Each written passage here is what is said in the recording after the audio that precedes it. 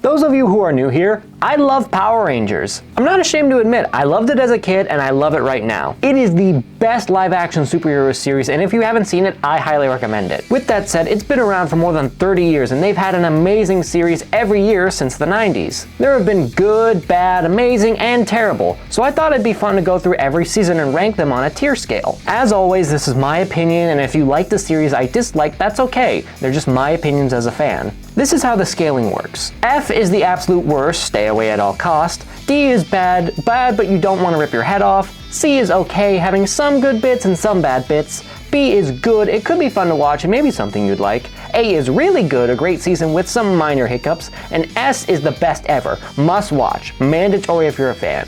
With all that said, I'm Rocco from Ream Lore, and let's dive in. By the way, if you enjoyed this video, make sure to like and subscribe. We post videos just like this one on our channel. Mighty Morphin Power Rangers Season 1. Ah yes, the original season that kicked off Power Rangers and put the series in pop culture forever. Out of all the Power Rangers seasons, this is the one everyone talks about and remembers. Whenever there is a reference to Power Rangers, they talk about this one. How does it hold up over 30 years later though? You can see the flaws. There are a lot of things weird about this season. 30-year-old teenagers, Zordon, a wise ancient being recruiting teenagers in his war against evil instead of adults who are trained to fight. The Power Rangers were goody-goods who never really did anything wrong. The episodes were formulaic, and there were very few story arcs. And the villain Rita is stock footage from the Sentai who can't interact with the team while also just whining a lot. With all that said though, I'm putting it at an A. Because while this show is flawed, it is so charming. It totally embraced how silly it was, and that just made it so much fun to watch. The action was great, the rocking soundtrack was great, Bulk and Skull were very funny, and even though the teens were perfect, they were very likable and had distinct personalities you could relate to.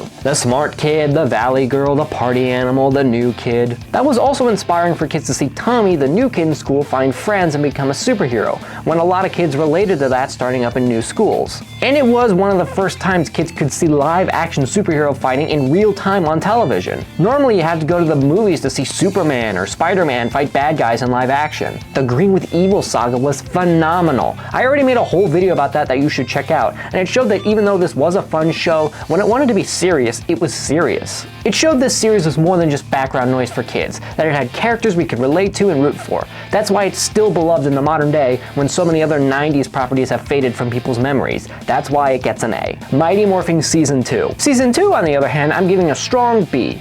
It introduced Lord Zedd as the new antagonist, and he was really cool and scary.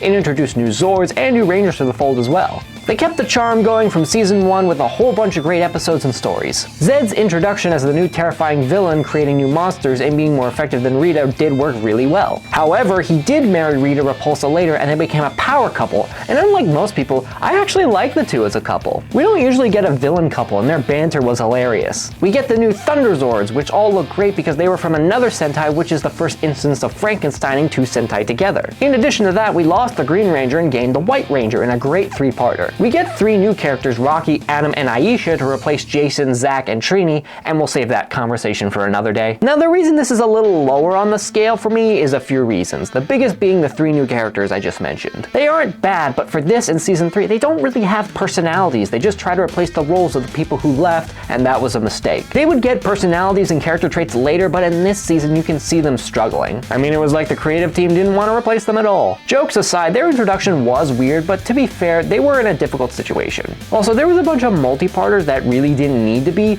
and it seems like the budget got worse in some spots. Thus, I place it a little lower. Mighty Morphin Season 3. This one probably has the least nostalgia charm out of the first 3 seasons, but even so, I think it's the best of the Mighty Morphin series. First off, I think the villain dynamics of this season are the best of all 3. As in, we get Rita's brother Rito, who I love so much. He's a goofball, but in the best way, while still being a threat to the Rangers. Zedd is also at his absolute best as he has to deal with Rita's family of Rito and her father, Master Vile. Seeing this guy deal with his in-laws will kill you as it did me. We also get Ninjor as part of the team, and he is great. A fun character to have around as he acts as either comic relief or a powerhouse for the Rangers. We get the departure of Kimberly as a member of the team, and it was done to perfection. There were so many episodes dedicated to her leaving and sending up Kat to take her place. This should have been the standard for replacing members on the Ranger team. It is one of the best stories the original show did, and that's why I'm putting it at an A. Again, the reason this isn't S is because of certain things, like again, the new characters don't have personalities yet, and Kat is unfortunately part of that since she just fills the role Kimberly fills, but thankfully she got more shine in later seasons. Alien Rangers. Okay, we need to mention the Alien Rangers miniseries. That was the buffer between Mighty Morphin and Zeo.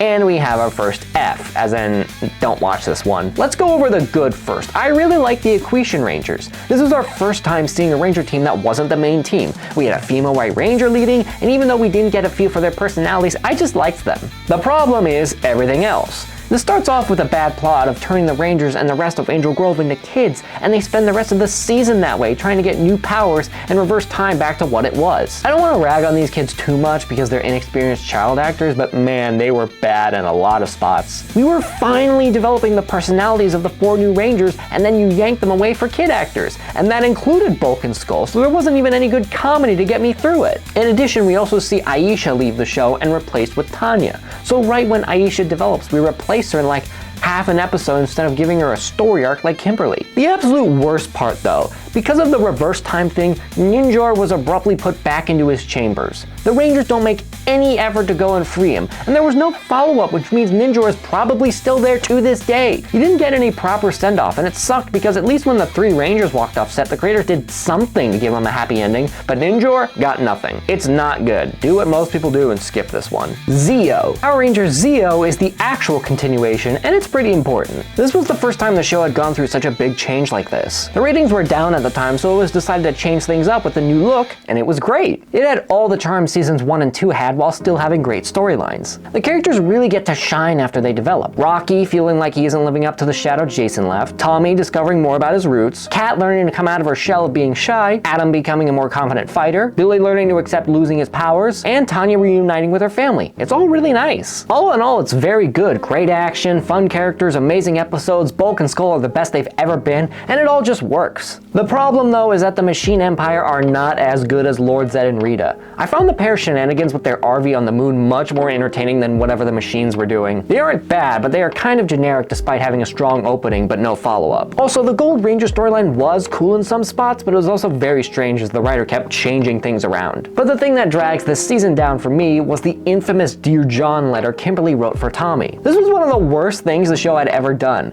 Kimberly, the most famous Pink Ranger, breaking up with her boyfriend over a letter instead of face-to-face. It's bad, and the only reason it was done was because the writers wanted to push Kat and Tommy together. And again, why? Tommy had so much going on all the time, it's sometimes the Tommy Oliver show featuring the Power Rangers. Now, I actually like them as a couple, but why not have Kat form a relationship with Rocky or Adam since they didn't have much going on around this time? And if you're wondering, did we get any follow-up on the Dear John letter or who Kimberly hooked up with? Nope. Not even in the comics. The only thing I could fathom that happened would be Kimberly wanted to live her own life abroad and not drag Tommy down so he wouldn't wait for her, but that's just me spitballing. But even with all that, I still think Zeo is a really good show. I'm giving it an A. Turbo. Okay, we get to the controversial one of the Zordon era. Let's strap in. First off, we have the worst villain we have seen thus far, Divatox, a space pirate who is the least intimidating villain ever. She's not compelling or funny, she just whines a lot when her plans fail. And she doesn't have the common sense to set her explosives to 30 seconds instead of an hour. Her minions are also bad, with Elgar being unfunny comic relief and the other two so forgettable I can't even remember them. We get the car motif this season and it doesn't match with what Power Rangers was like. I get being limited by the Sentai, but couldn't they have just adapted a different Sentai like Jetman so it fit better with the other seasons? Think about this, all the seasons thus far has been connected very well, so just throwing a Cars motif in there is just kind of strange. The movie was bad and underwhelming, Bulk and Skull are gone for over half the season, Zordon and Alpha leave at the start with the new Mentor and Alpha, who are not good, and it fails to give us conclusions on the Zeo plotline. We also get a new Ranger in the form of a 10-year-old Justin, and this was a mistake. I don't hate him, but he really didn't belong in a show about teenagers with attitude. They also don't do anything with him, and they treat him like he is a teen, and that does not gel well. The other cast members feel like they're forced to hang out with this guy. The reason this was done was because Big Bad Beetleborgs, a show about kids becoming superheroes, was gaining steam, so the creators thought a kid character would bring in new viewers. It did not. My problem is they don't tell a story here. Like, have Justin feel like he can't keep up with the others in battle or something, anything to make it more interesting. Or give an explanation as to why Zordon picked a 12-year-old to be the new Blue Ranger when there were a million better options at the time. Finally, we have the Rush two-parter to get rid of every member of the team other than Justin, and it is bad. This should have been about the Rangers' life after high school and real-world challenges, and them questioning if they even want to be Rangers anymore. instead of the Rangers running around for 20 episodes before being replaced in a two-parter. Kimberly got 10 episodes devoted to her leaving, and half these new Rangers got introduced in the said two-parter. Now with all that said though, I'm giving Turbo a C. The main reason for that is while there's a lot of bad, there's also a lot of good, mainly after we get the new team. Unlike when Rocky, Adam, or any of the new Rangers showed up, these four had distinct personalities. TJ was a nice guy who really wanted to help others or be a part of something great. Kathy had a bit of a punk rocker feel, Ashley was the curious nice cheerleader girl, and Carlos started out as a bit of a jock but mellowed out as the season went on. The annoying new mentor and Alpha calmed down a bit, plus Divatox was swapped out with her brother Havoc for a while, who was a million times better. In addition, I really liked the Phantom Ranger. While we never learned much about his backstory, he was so compelling and he was so noble in so many instances, you can't help but like him. And boom, Studios picked up the ball where Saban dropped it because there was a whole storyline about the origins of the Phantom Ranger I highly recommend. Plus, if it wasn't for the second half getting the ratings back up, I don't think we'd ever get Power Rangers in space. One of the best ever. In space. Is there any debate? S tier. Best ever. Go watch right now. Originally made to be the end of the series, it wraps up a lot of the elements and gives us the best season yet. It features Space Ranger Andros recruiting the Power Rangers in his battles against the United Alliance of Evil, which is all the villains we've seen thus far, and find a captured Zordon. Andros is a great character. His story is epic and his quest to save the universe is very noble. Everyone else is great too, including Bulk and Skull in their shining moments standing up to the forces of evil for the Power Rangers. The villains of this season are great as well, Astronema and Ecliptor being leagues above everyone before, with Ecliptor being evil but loving Astronema, and said evil Empress being an intimidating force with conflicted feelings about good and evil. Not to mention the Psycho Rangers, some of the best villains ever as the first legitimate team of evil Rangers. One of the best arcs ever, by the way. The tear-jerking ending will just floor you as Zordon tells Andros to shatter his tube, which will unleash a Z-Wave that will take out the Alliance of Evil, and he does this and it's an all-time moment. This was the end of the Zordon era and it was so successful it launched the series into the future when it seemed like it was over. Lost Galaxy. This was the first in the trade-off seasons. Every season they would get a new team and the season would be standalone, existing in the same universe but the Rangers stay away from each other. And this was a good one. Lost Galaxy is a bit strange since the Sentai was jungle themed but the creators wanted to keep the space theme since it did so well before. So the story is about Terra Venture, a domed city traveling through space to search for a new world, Star Trek style. I think this season is really good. A tier. The Lost Galaxy team are great, very likable with their own stories, and the Magna Defender storyline is both compelling and heartbreaking. The villains are really interesting, most of them following a code of honor and loyalty, putting them above the generic gravelly monsters we're used to seeing. Also, I will say after seeing every Power Rangers season, this is the darkest. The first episode sees the Red Ranger's brother fall to his death, an entire village is killed, bombers, intergalactic slavery, a Ridley Scott alien homage episode, 2 Rangers legitimately dying in battle, and an on-screen child death. I mean, sheesh. Yeah, in RPM the world ends, but overall it's kind of lighthearted and fun. Plus the whole world ending thing happens at the start. In Lost Galaxy, this stuff happened a lot and it was not treated like something to brush off, which I have to respect. Lightspeed Rescue. Alright, let's go Lightspeed. A tier. I think this is very good with great characters and the storylines are engaging. It features rescue rangers fighting against ancient demons with their fire hoses and planes. I really love this show. For the first time in the series history, we had Rangers made by the US government, and instead of teenagers with attitude, we had adult rescue workers clocking in to save the world. I really like that we went in a different direction, and it makes the season stand out amongst its peers. This is the season to feature the first completely American Power Ranger. Yeah, since the Sentai didn't have a 6th Ranger, they created the Titanium Ranger for this show. I mean, he wasn't in Sentai footage, so they couldn't use him as much, but he's still cool. The coolest member, though, is Carter Grayson as the Red Ranger, arguably the greatest Red Ranger in all of Power Rangers. He is so awesome. If you want to write Superman, base him off this guy. He is the absolute best, as demonstrated many times in the show. This is the same guy who tried to run over a demon in his first fight. This is the same guy who blasted a monster point blank range despite him blowing up 2. This is the same guy who charged up to 2 giant monsters with only his guns at his side and still fought. He is really inspiring, which is why kids who loved and watched the show went on to become firefighters and rescue workers in real life. The only thing that stops this season from being S tier are the villains. They had great design, sure, but they were also very boring, and some of the acting, especially from Vipra, was laughably bad. They were enemies to defeat, nothing more. They don't bring down the season though, which is why it's really good. Highly recommend. Time Force. Yes, S tier easy. This is one of the best ever. The villains, the characters, the stories, the themes, they are all time. This team is one of the absolute best, and that's partially because the cast became best friends and are still friends even to this day. Their acting and team chemistry is the best the show had ever seen, and the standout among them is the Pink Ranger Jen.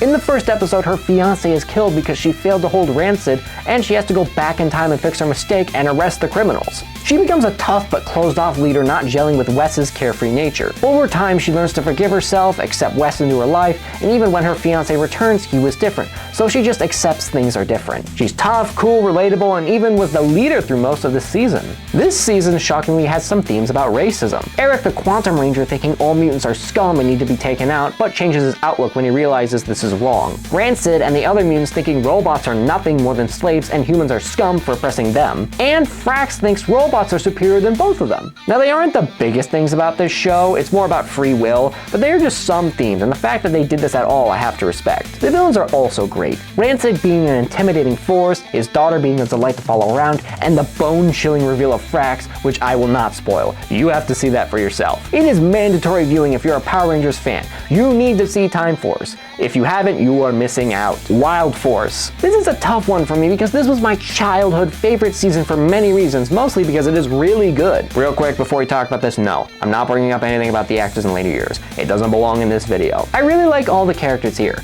They're fun and have good character moments. The standout being Taylor is arguably the greatest Yellow Ranger as a former fighter pilot and a no-nonsense attitude, and really funny moments throughout the show. I also really liked Max and Danny's bromance throughout the series, and Alicia was great too. The story arcs are amazing, especially when we get to the best team-ups the show has ever done, with reinforcements from the future and the Forever Red special. Master Org is a compelling, terrifying villain who's incredibly underrated as far as I'm concerned. The stakes get higher and higher as the world starts to end, and the Zanaku storyline is one of my favorites since I used to watch that on VHS all the time as a kid. I want to give it an S, but I can't ignore the robot god in the room, not Matanui, and I have to give it an A for really good. The main reason for that is Kite, aka Animus Robot God, complaining about the state of the world. For a good chunk of the show, this kid just complains about how bad the Earth is and how humans suck for ruining it. And wouldn't it be so much better if we went back to nature? It's so bare bones and doesn't give any interesting conversation points about the subject. Newsflash, human beings are part of the ecosystem, and if you think nature is some godsend with no downsides, you have not spent a day in the wilderness. Animals going extinct from overhunting or lack of food, plants going to war with each other, and natural disasters destroying the environment. It is not a paradise. Bad environmental messages in the show really drag Wild Force down when it was a near perfect season. And this isn't a thing like in a couple of episodes, it's throughout the whole show. The 90s and 2000s were really bad at talking about this. The environment is in peril. Okay, what are we supposed to do about it? I don't know, don't pollute or something. Like, bring up corrupt corporations polluting the water or something, anything. Even so, it is a really good season, which I recommend, and the high points greatly outshine the bad environmental messages. This was also the last season produced by Saban at the time, as they had sold the rights to Power Rangers to Disney. Ninja Storm. Here we are officially in the Disney era, although technically we were with Wild Force, but this is the first season produced by Disney. I'm going to give Ninja Storm a C. A good season, but with some flaws. First off, I really enjoyed the three Rangers being a team, a smaller team of misfits rising to greatness as Rangers. Their individual stories and developments are great. I also liked the rivalry they had with the Thunder Rangers. I wish they introduced them later though, and had their rivalry span the whole season instead of just a couple episodes at the start. Cam as the Green Ranger is also one of my favorite characters, a lot like Billy from Zeo, a tech geek but with tons of insecurities. This is a fun season to watch, but it's the little things that drag it down. The camera work is a bit strange with the 2000s low budget way of shooting, as well as the bad stock music they used for this season and Dino Thunder. It just feels too cheap in many spots for a professional production company like Disney. The thing that drags the season down, however, is the main villain, Lothar. He is like the male version of Divatox. He's trying to be a comedic villain, but he just isn't that funny. Seriously, his comedic moments were actually painful to get through. And when it was being all-powerful final boss, I shrugged and said that doesn't feel right. He's not good. He's like a dad from a low-budget sitcom that walked onto the wrong set one day and they just decided to keep him around. But I have a soft spot for Ninja Storm, so if you like it, I could understand why. Dino Thunder. Yes, my all-time favorite season. Dino Thunder S tier. This season was phenomenal because it felt like a reinvention of Mighty Morphin. We have teenagers, but instead of the goody good goods, they felt like the three extremes of the teenage mind in the 2000s with the jock, the nerd, and the punk rocker. This was my all-time favorite team, and they are guided by Tommy, returning as their mentor and teacher. He has a great arc throughout this as well, which I won't spoil, but bringing him in was a genius move on the creator's side. I also love the bad guy for this season, Mesogog. He was great, a massive step up from Lothar and other Power Rangers villains because he didn't care about taking over the world. He was a mad scientist trying to mutate the world and let his experiments run wild, straight out of a 1930s Universal monster movie. He had a scary design and a really creepy voice. Plus, he had a Jekyll and Hyde thing with Anton Mercer that made him more interesting. It's all really good. The absolute best bit, though, is the White Ranger storyline. The White Ranger, Trent Mercer, is my favorite Power Ranger. I love his design, I love how cool he is, and I love the entire story of Trent fighting back but eventually succumbing to evil before he joins the team. He is the coolest Power Ranger ever, and yeah, they kind of dropped the ball with his and Kira's relationship, but I just think they got together off screen. There are minor things wrong with it, like Zeltrax wanting to kill Tommy because he took his job, but you can just push that to one side and enjoy how awesome this is. I love it so much and I would happily rewatch any day. SPD, one of the best Power Ranger seasons Disney ever did. S tier again. The story about this one is there's a police force of elite A Squad Power Rangers taking down criminals, but that's not who we follow. We instead follow the B Squad, the Misfits led by their commander and war veteran Doggy Kruger. The story here is so good because throughout this season the characters develop and change into a great team of Power Rangers, when all of them would be second stringers, as you would say. The standout among them is Sky, the son of a Red Ranger, and all he wanted was to be like his dad, but he was assigned to be the Blue Ranger. This was because Kruger realized Sky didn't think much of his team and had a lot of personal development to go through before he did finally become the Red Ranger. Now I also want to talk about the A Squad because they were a brilliant addition. We learned they joined Grum willingly, and that was genius. Because as far as the people of Earth were concerned, they were the Power Rangers. The B Squad we've been following are the backups, the fill-ins, the misfits, and beating the A Squad was their final test to prove they are worthy of being Power Rangers and defending the Earth. Doggy Kruger is one of the best mentors we've ever seen, as a war veteran trying to train and reel in the B Squad, a group of quirky screw-ups, while also accepting his own failures and insecurities. He failed to protect his home planet and was determined to protect his new home. And if you're wondering about the villains, they are great as well. Now there is a little problem because this is the season that makes use of the Kalish explosion. Basically, during this time period, Disney wouldn't let them have explosions in front of the Rangers, so during every fight there would be an explosion behind the Rangers. A zoom-in replay, a slow down before another explosion. It does not look good. It's like every bad guy just missed their shots, but they clearly didn't because the Rangers felt it. It's really weird. If you turn that into a drinking game, you would have died even if it was sips of beer. It happens so much throughout the entire show. This was bad and it gets worse during the rest of the Disney era, but this is where it really started. Even with that though, SPD is a must-watch for Power Rangers fans. Go watch it right now. Mystic Force. We then get our first bad season with some redeeming qualities. Mystic Force is getting a D. I do want to mention I didn't really have a problem with their characters, the action was fine, the backgrounds and costumes were cool, I liked the ancient magic aesthetic, and the storylines weren't bad per se, but definitely underwhelming. There's nothing here that makes you want to rip your ears off, but it is just not that compelling. There aren't really character arcs aside from a few normal ones like believing in yourself, or be nice, or don't be a tool. The music is the worst it's ever been with the raps, and the villains are boring and forgettable. Just an endless force of bad guys to beat. Honestly, I can't remember any of them aside from Korag, and it wasn't that long ago since I watched Mystic Force. Korag is also kind of annoying. I like his presence, design, voice, and his backstory, but he just keeps yammering on about honor and how he fights with honor, and I sat there saying, you don't need to say it every time. This season is kind of forgettable because I remember stuff happening, but nothing that left an impact on me. Still, there was nothing here really bad, just if you were binging Power Rangers, you could skip this one. It also bugs me, we never got a team up with the SPD Rangers. Now, I usually don't mind that much if a season doesn't have a team up, but this was a golden opportunity to take a magic-based Ranger team and put them up against a technology-based Ranger team and see how the two Ranger teams interacted. Something like that to this day has never really happened in Power Rangers, and I feel like it's a missed opportunity. The characters are still likable though, and the magic theme is cool, which is why if you did like Mystic Force, I can understand why.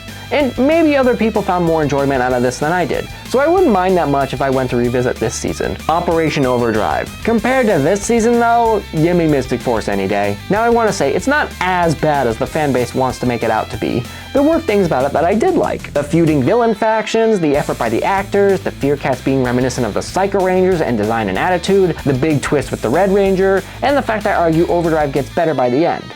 With all that said though, F tier. Nothing worked this season. The concept was a world traveling gimmick where they looked for treasures to get the jewels of the Corona Aurora, and in some spots it is really cool. The problem is we never visit any famous cities or landscapes because of the small budget, and when we do go somewhere exotic, we don't learn anything about anyone's culture or religion, something that should be ingrained with traveling to a new place. The villains in this too are ridiculous. It's like the creators couldn't figure out if they wanted their villains to be overly serious or overly silly. We're supposed to think Moltor and Furious are the biggest bads ever, but then they argue about Moltor's sleigh. Now I personally had no problem with this because I'm a brother and I relate to them, but I could see the issue. I do like the feuding villain factions though. We never really see that to this extent and I really enjoyed it, because everybody wants the Corona Aurora. But again, the villains were not that great. Compared to the Ranger team though, they are like Mesogog. Sheesh, this fell apart. They are written to be annoying kids even though they're all adults with jobs and responsibilities. And the worst bit is when they do lose their powers for a brief time, they leave the team even though the mission isn't over and they can still help out. And they just act like jerks a lot of the time. I mean, when Mac goes missing and they don't know what happened, they are arguing about if he doesn't come back, who gets dibs on the new Zord.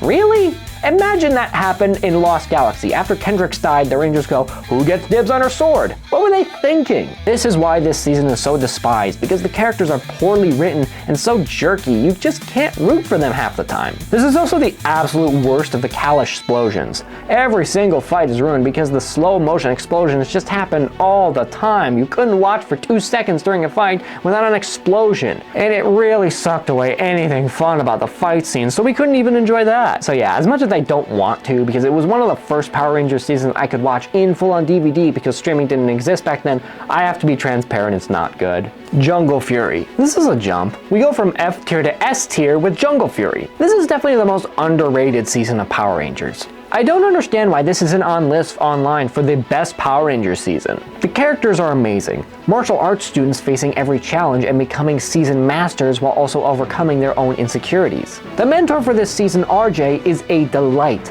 I love how laid back he is, and unlike Ninja Storm, we actually spend a good chunk of time with the team of 3 before RJ joins the battle. The villains are also a massive step up from Overdrive as we get Jared / Daishi and Camille, who are amazing. I won't go in depth here, but they are enjoyable characters in their own right, and I love the rivalries they have with not only the other Rangers, but the generals of this season. You also get the 5 Fingers of Poison, a team of monsters that feel very similar to the Psycho Rangers, although underdeveloped. Not to mention, we also get 3 more American Rangers with the Spirit Rangers, a nifty new concept. It's just a fun ride from start to finish. And to make it very enjoyable, the fights are a million times better than Overdrive because they're doing all this advanced martial arts stuff in addition to wire work, which improves the fights a lot. The Kalash explosions are reserved and only happen a few times during the show. The most deserved S tier, and I hope other people will see this season. It is great. RPM.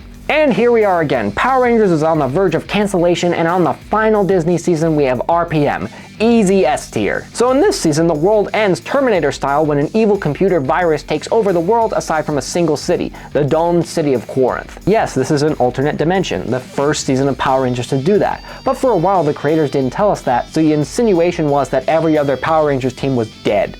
For this season though, it is one of the best. The characters are top notch, the villains are some of the most intimidating we've ever seen, Dr. K is one of the best mentors of the series, and if Power Rangers had ended here, it wouldn't have been a bad way to go out. Its story developments are also top notch, despite the production team switching out near the end and certain story elements changing out. A much deserved S tier. The only critique I could think of is that this is the season where they really gave up on Zord battles. I know this is mostly the Sentai's fault, but the mecha fights are so bad from here till about the last season of Dino Fury. Yes, I am serious.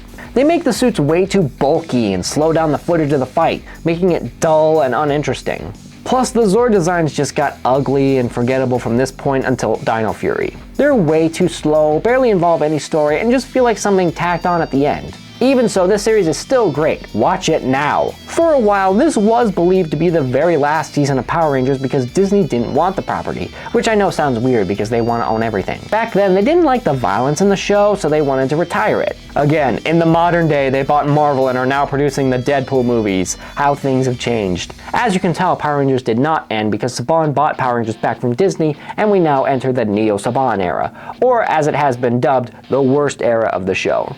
But does that still hold weight all these years later? Mighty Morphin Power Rangers Reversion. We do not start out good because we have Mighty Morphin Power Rangers the Reversion, D tier. You might be wondering, what is this? It is a re-release of the first season of Power Rangers, but with added transition and effects plastered in to make it more hip and cool. And to tell you, this is bad. They say it was to promote the release of the first official new season of Samurai, but this aired on the ABC network, not Nickelodeon. The worst part is they don't even do all of season 1, they do half the episodes. So what was the point? Just re-release the first season without all the wacky transitions and you get the same effect. So why, you may ask, am I counting this if it's just a re-release of Mighty Morphin? It's because Saban counts it as a season officially. So if they count it, I'm counting it too. The only reason I'm not giving it an F is because it's still the first season of Mighty Morphin with the Green Ranger saga, so you get a little something. But really now, with all the Power Rangers available on streaming or YouTube, there is no reason to ever revisit this. Unless you like wacky transitions. Samurai. We then move into the first proper season of the Neo-Saban era with the first season of Samurai, which I will explain in a bit. And the first season is getting the okay from me. It can have a C. Don't get me wrong, there are tons of problems with the show. The characters can be moronic and annoying and sometimes contradictory. The villains are not good, and the mentor of this show is one of the worst we've ever seen. Plus, they got Bulk back for this season as comic relief, but he almost never interacts with the Samurai team, which makes all of his good bits pointless. With all that though, I think it's okay. It was the first Power Rangers show in HD, so it looks amazing, and Samurai was still really fun.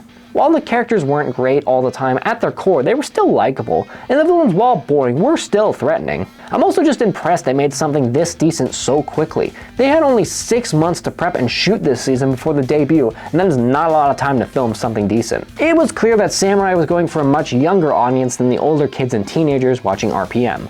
At the time, I was a little upset since I was a teen at the time who still loved Power Rangers, but in hindsight it wasn't the worst decision since it brought in a bunch of new fans. So this season is alright. Super Samurai. Compared to its follow-up Super Samurai though, going in the wrong direction. D tier. In the Neo-Saban era, if you didn't know, every season is 20 episodes because of a Nickelodeon mandate, which is bad for Power Rangers since every Sentai season is around 40 episodes. So the creators decided the season would be split up and they would put Super in front of the second season. Not the worst idea ever, but they probably could have just cut out the filler from the Sentai because there is usually a lot of it. Super Samurai is not good. There was a little charm to the first season with the novelty of being in an HD and the fact they made it that quick, but both of those factors were non-existent here. The characters are really insufferable this time around, and for a brief moment we get a more interesting bad guy in the form of Serrator, but he's not around that long. The worst bit in this season that really sucks any enjoyment away I had is both a good and bad thing. In this season, for the first time since SPD, we get a female Red Ranger, Lauren,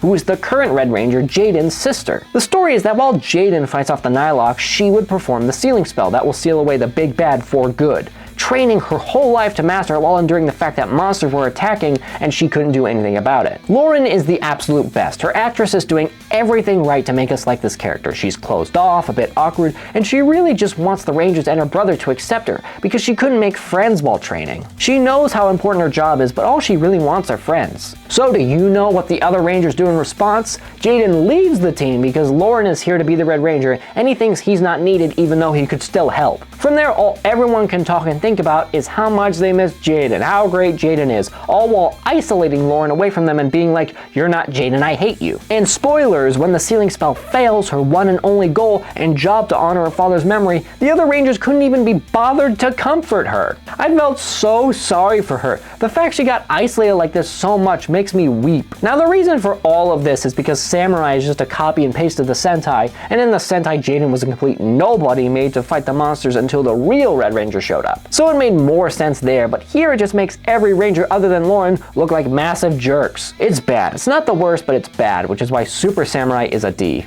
Megaforce. And then we get to Megaforce.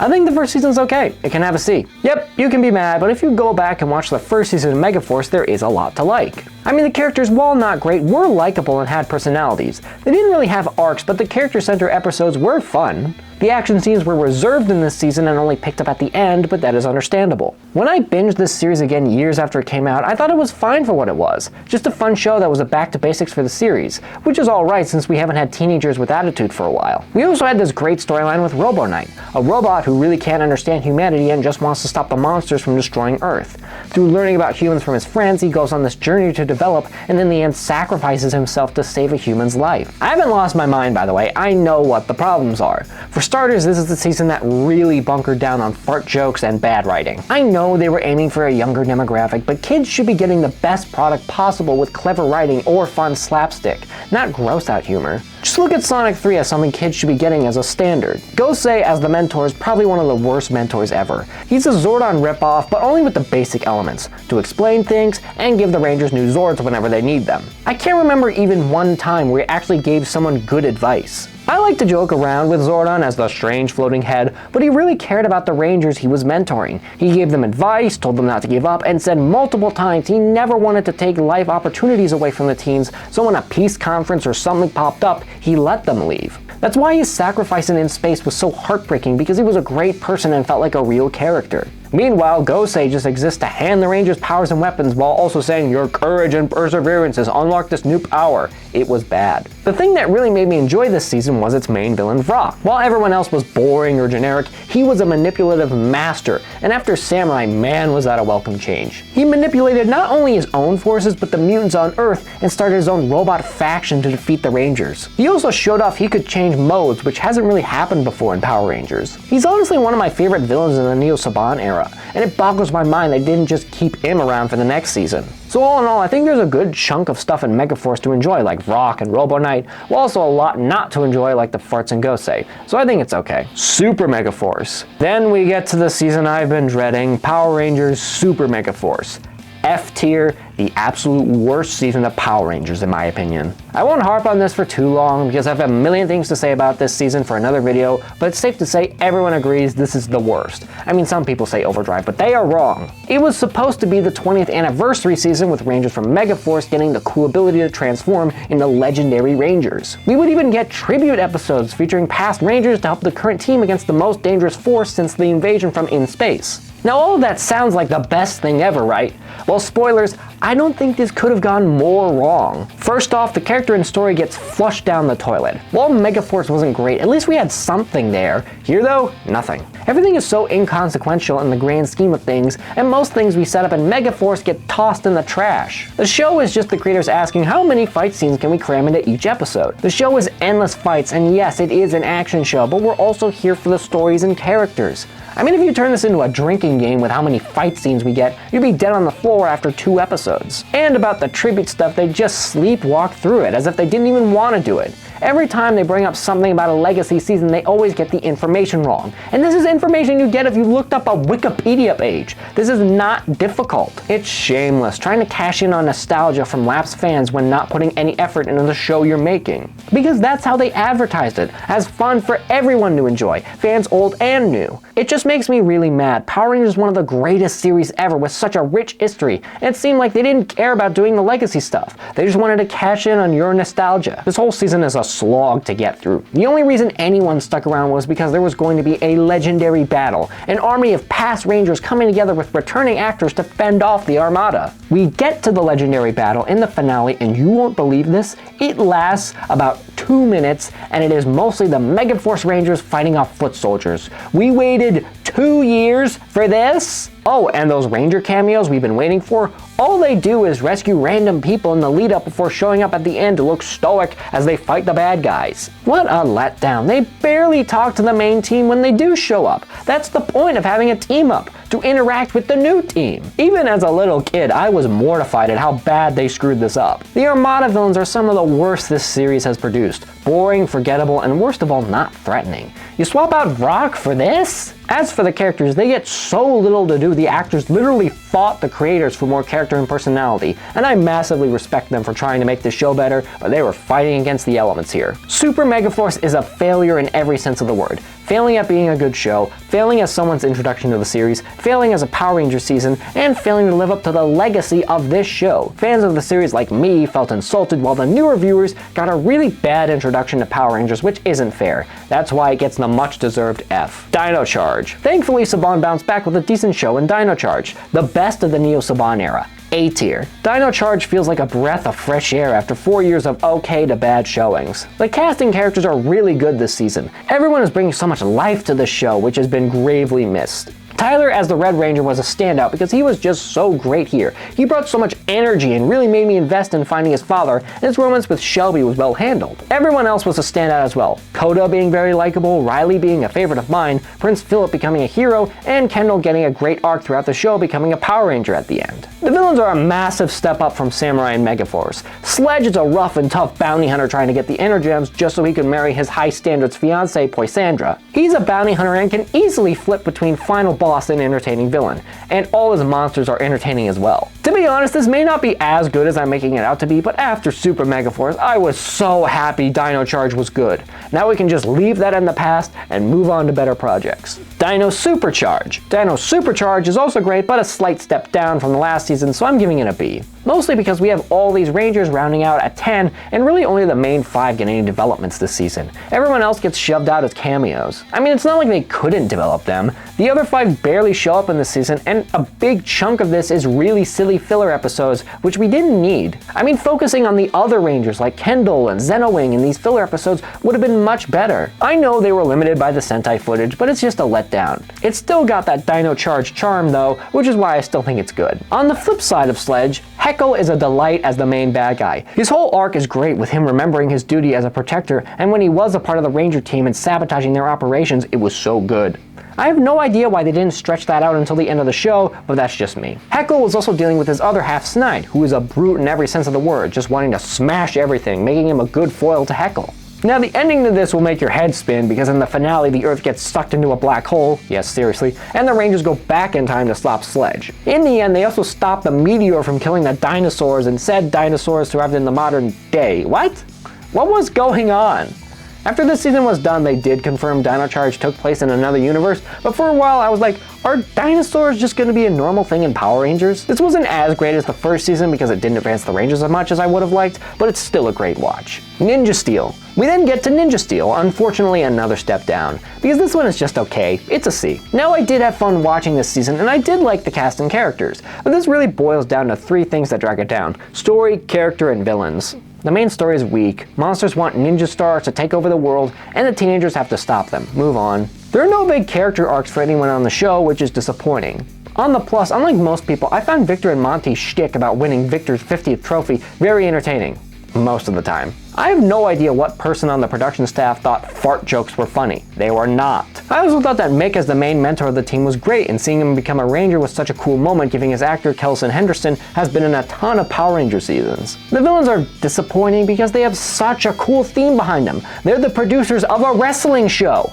I love wrestling so much. I was pumped when their theme was a wrestling show, but they do not do enough with this concept. You could have so much fun with this, like have the monsters cut promos on the Rangers saying, "They're gonna beat you at WrestleMania, oh yeah." Or you could have one of the Rangers win a championship and they have to defend it against the monsters. The idea is so good, it's never been done in Power Rangers, but they don't do anything with it other than sending a monster out each week. The villains are also boring. I can't even remember the main guy's name, he was so forgettable. He wanted the ninja stars because power, I don't know. Dude, you have a wrestling show. You've already made it big. I would kill for a wrestling show. So overall, it has its good bits and bad bits. It's an okay season. Super Ninja Steel. Good news, Super Ninja Steel is the first season to be an improvement. I'm giving it a B. The characterization and stories are improved massively this season, and it is a bright spot as this is the last season in the Neo Saban era. Thankfully, the reason this season is so much better is because Madame Odious takes over as the main villain of the show.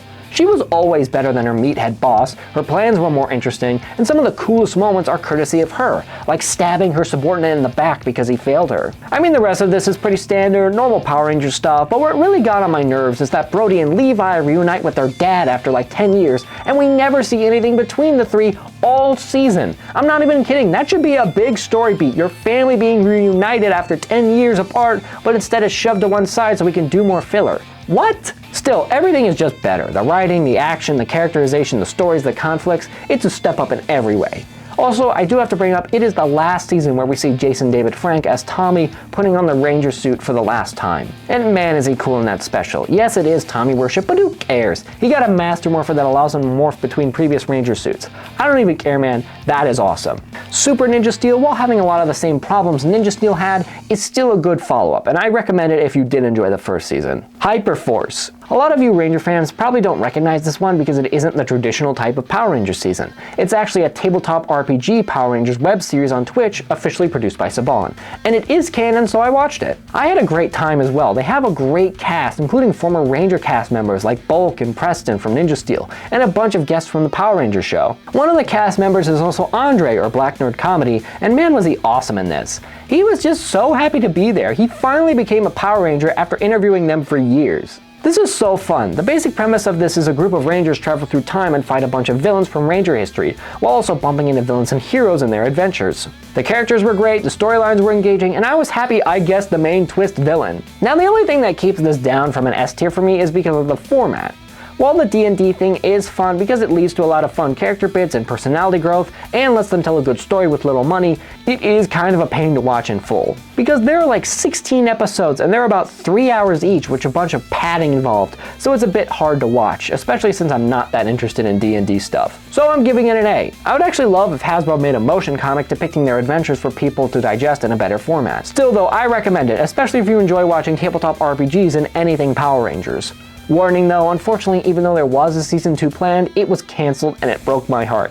Thankfully, Boom gave them some comics to extend their stories. Unworthy. Yeah, that's right, I'm putting it on the list. Unworthy, in my opinion, is just as good as the main show. S tier. If you didn't know, this is a fan-made series made here on YouTube that is just as good as the main show. It's so good and leagues above everything YouTube has done when it comes to fan films, as we follow a great cast of characters and villains with the best action and phenomenal suits. The storylines are so engaging, even though there's only about 2 hours of content right now. The characters are great and a nice reimagining of our fan favorites. Plus they got a bunch of Legacy Rangers to cameo in this as well, making it feel even more like the main show. The action is so good too. I mean, sheesh, these guys tried really hard and gave us fights and effects on par with the show. It really makes me feel like I should be trying harder. It deserves the love it gets, and I hope they keep making specials. Go watch their videos right now, you'll be blown away at how awesome they are. Beast Morphers Season 1. The very first in the Hasbro era of Power Rangers, and I'm giving Beast Morphers a B. I really enjoyed this season. I feel like the team finally got creating Power Rangers to a T, and this is just a fun watch. I really enjoyed the characters and their dynamics, including Steel as the standout. He's a robot ranger who has a ton of great and memorable lines. Plus, Blaze and Roxy as human antagonists is something we haven't seen since Dino Charge, and I think I prefer humanoid antagonists. They're just so fun and how playfully evil they are. The fight scenes are also excellent, being the first season in a while to make the Zord battles interesting and tie them into the plot of the show, rather than have them tacked on at the end. I also like how they are tying the Rangers storylines in with their parents. Learning about a character's parents could clue you in on their upbringings. Beast Morphers does that really well as we meet the Rangers' parents and you can better understand how they turned out the way they did. I mean, this isn't the greatest Power Rangers season ever, but it is good. The character arcs are great, I like the cast, and it's just such a strong season. Highly recommend. Beast Morphers Season 2. Continuing on, I felt like Beast Morphers Season 2 was just as good as Season 1. It also gets a B. Continuing is a good way to put it, because it continues a lot of the plot lines from Season 1, and it is a very enjoyable ride. Now, it wasn't perfect. There were some hiccups, the main one being Blaze and Roxy separate from their dark counterparts, and while the evil versions get a lot of screen time, human Blaze and Roxy don't get anything, and I feel like that was a mistake. Here's a random thought. Why not have them share the Ranger responsibility of Red and Yellow with the other Rangers? Like they can trade off powers if Devin and Zoe can't fight for some reason. That way we can focus on them. Or there were 2 extra Ranger suits from the Beast Morphers Sentai counterpart, so you could have brought those in and made them Rangers. The best parts, however, were with the episodes with Captain Chaku, who was a Metal Hero character, not a Power Ranger, that they brought in, and it gave me hope that one day we'd see a Kamen Rider in Power Rangers again. The twist at the end with Evox will floor you if you're a longtime fan. I won't spoil, but I think it was great, although I would have liked more hints. I just love the story in the show and I highly recommend it as a strong start for the Hasbro era. Dino Fury Season 1. Dino Fury Season 1 is the first part of the final series on Power Rangers. It's good but with a few flaws, so it can have a B. Simply put, there is way too much filler in this season. It's actually ridiculous. I think 3/4 of this season are filler episodes and not good ones. Most of it was just things I've heard a million times. Don't take shortcuts, being a leader isn't easy, friendship is cool, yada yada yada. The only new message I did like were the dangers of scam artists taking advantage of teens, which I think is important for young fans to understand, especially in this new age of crypto and social media. Other than that though, I think this season is great. The Rangers are all likable, and they developed a lot throughout these 3 seasons, although honestly this season is a bit light on the character and story. I really like Void Knight as well. Season 2 was his standout season, but here he was just a great bad guy, and his minions were also fun. The finale is also underwhelming. I watched it like 2 years ago and barely remember it, just that Void Knight gets blasted and we think he's dead but he's not. Even so, I think this season is worth a watch because the next 2 seasons are extremely good. Dino Fury Season 2, which ties into Season 2. Really good. A tier. Now first I want to mention that this was the first Power Rangers season that wasn't broadcasted on television, but put on Netflix. This was also a massive step up from the last seasons with bigger story arcs, plot twists, great character moments, and villain redemption. Everyone's character on the Ranger team is a standout for many reasons I would go into more in depth if I had more time, but I recommend you watch it for yourself. There is also the development of Void Knight, as the entire previous season he was trying to revive his wife, and when he did, his wife wasn't the same. She turned evil because of the evil energy used to revive her. Void Knight just wanted his wife back. He didn't want to hurt people, they were just collateral, but he turns around to save the Rangers only to be turned into a monster by his wife. There is also a big twist in the story that I will not spoil for you, but it was a great twist, subtly hinted at during the first 2 seasons. I may go over Dino and Cosmic Fury sometime down the line, but for now, check it out for yourself. We also see the return of Lord Zed as a villain of the show, and he is just great. He did appear last season, but the voice and inflections were off. Here though, it is like nostalgia hitting you in the face. He's also really effective because he blows up a planet and would have destroyed Earth if the Rangers didn't get help from the Morphing Masters, and that's a can of worms we won't get into today. It's an all-time great season and I highly recommend it. Cosmic Fury. Here we are, the current last season of Power Rangers and maybe the last ever. Cosmic Fury is getting an S from me. Yep, you heard me, I love this season and binged it several times, and I think it's just a rite of passage that if Power Rangers is on the verge of cancellation, they put in their best work. Lord Zed returns again to become the most dangerous villain the universe has ever seen, being so effective as to take out both Earth, Eltar, and most of the universe. Everything is ramped up from the previous 2 seasons with the characters and arcs being better than ever. There's not enough time here, but everyone is great. We are even joined by Billy returning as a full cast member, and I just enjoy seeing him as a ranger and mentor to the current team. I like the suits too. I know I'm in the minority, but I think these suits are great, and I have no idea why everyone hates on them so much. Maybe it's because the fans wanted the Q-Ranger suits, and yes, they're cool, but the reason the team didn't use them was because the suits were dangerous with sharp edges, and they wanted to protect the stunt performers. The one thing holding this season down, however, is the runtime. This is the shortest official Power Rangers season on the list, with only 10 20-minute episodes. Now that's normal for a season to have 10 on a Netflix show, but that means they had to rush some bits and couldn't let some scenes flow naturally. It really should have had 15 or 20 episodes, but we don't have to worry about that. What we got was still great because it was a serialized season. No filler this time. In my opinion, if this is the way Power Ranger ends, then at least they went out on a high note. Those are my rankings for every Power Rangers season. The franchise is in limbo right now, but I hope they continue to produce more seasons of the show. Let me know in the comments what your favorite Power Rangers season was. Thank you so much for watching. If you enjoyed, make sure to like and subscribe, and I'll see you all later.